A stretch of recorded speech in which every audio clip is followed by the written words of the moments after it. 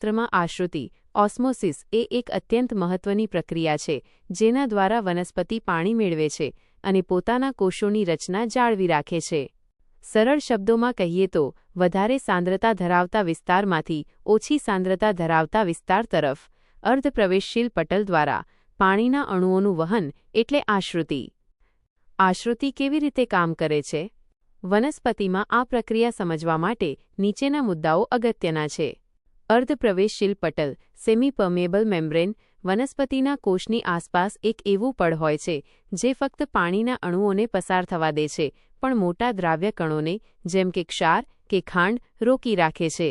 વહનનો માર્ગ પાણી હંમેશા તેના વધારે જથ્થા શુદ્ધ પાણી તરફથી ઓછા જથ્થા જ્યાં ક્ષાર વધુ હોય તરફ વહન કરે છે. વનસ્પતિમાં આશ્રુતિના પ્રકાર 1. અંતઃઆશ્રુતિ એન્ડોસ્મોસિસ જ્યારે કોષની બહાર પાણીનું પ્રમાણ વધારે હોય ત્યારે પાણી કોષની અંદર પ્રવેશે છે. આનાથી કોષ ફૂલે છે. ઉદાહરણ સૂકી દ્રાક્ષને પાણીમાં રાખતા તે ફૂલી જાય છે. 2. બહિરાશ્રુતિ એક્ઝોસ્મોસિસ જ્યારે કોષની બહાર ક્ષારનું પ્રમાણ વધુ હોય ત્યારે કોષની અંદરનું પાણી બહાર નીકળી જાય છે. આનાથી કોષ સંકોચાય છે. ઉદાહરણ ફળ પર મીઠું ભભરાવતા તેમાંથી પાણી છૂટું પડે છે.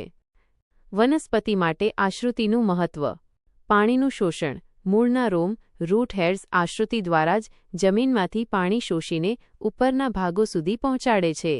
કોષની મજબૂતી ટર્જિડિટી આશ્રુતિને કારણે કોષોમાં પાણી ભરાયેલું રહે છે જેથી વનસ્પતિના પાંદડા અને પ્રકાંડ ટટ્ટાર રહે છે.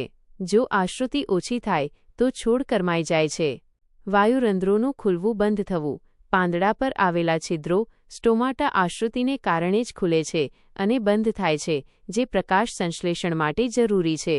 વૃદ્ધિ કોષોના કદમાં વધારો કરવા માટે પણ આશ્રુતિ જવાબદાર છે.